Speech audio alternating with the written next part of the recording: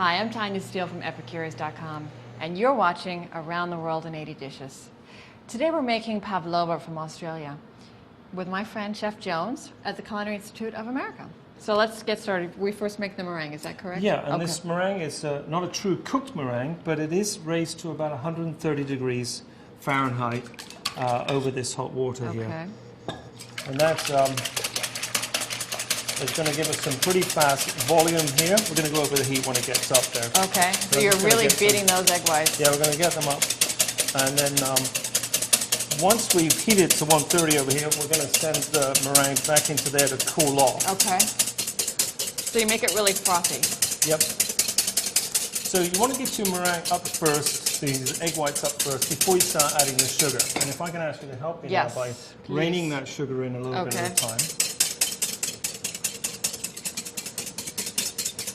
Should I continue to pour like that? Yeah, a little bit. I'm going to add the cornstarch. Good. And we're getting close to the heat we need now. I can feel it on my thumb. The tip of my thumb here, I can feel the heat of meringue.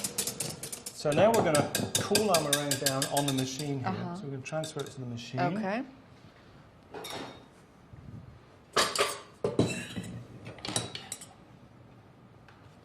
And as it's cooling, it's going to get much thicker and give us the consistency we need to pipe it into our beautiful shapes.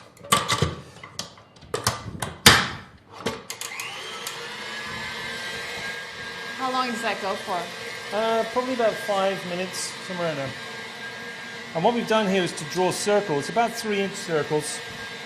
And we're using a cutter and a pen or a pencil, and just do that on the inside, and it'll give you a circle. Now, what if you don't have a cutter? Can you use a bowl? You can use a plate, just an upturned plate, a saucer. And then remember to do this. Oh. Otherwise, you can have ink or graphite or whatever's in pencil these days. Watercolor. Yes, you can have that nice ring. We have a piping bag fixed with a medium star tip. You could use plain if you don't have star. All right, we'll go with it now. Okay, so our meringue is ready. We can see got that nice peak here. Probably good for your hair. It's probably a good hair mask or something. So I should try it. So you can see it's got this really thick satin-like look to it. And that's going to give us good definition on our piping. How do you, so when you're piping, so you squeeze, right? Yep. And you're going to twist. You're going to twist all the way until you see something come out the other end. Okay. Yep. Then you can stop. And then you cup your hand around this full bag so that when you squeeze here, something happens at the other end. I see. So to pipe, we're going to do a circle and then come up on the work and give us a little border like that. Wow, that's beautiful.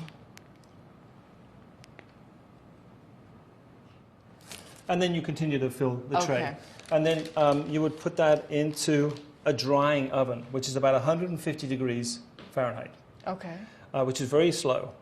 And you need that to dry them out for about 2 to 3 hours. In the oven for 2 to 3 hours at 150 degrees. Yep. So bring them out after about 2.5, 3 hours and leave them for about 5 minutes. Because if you try and take them off straight away, they're going to be kind of soft and sticking. Give them 5 to 10 minutes. On the tray? On the tray, and then they'll just lift off. And we have a bag down here.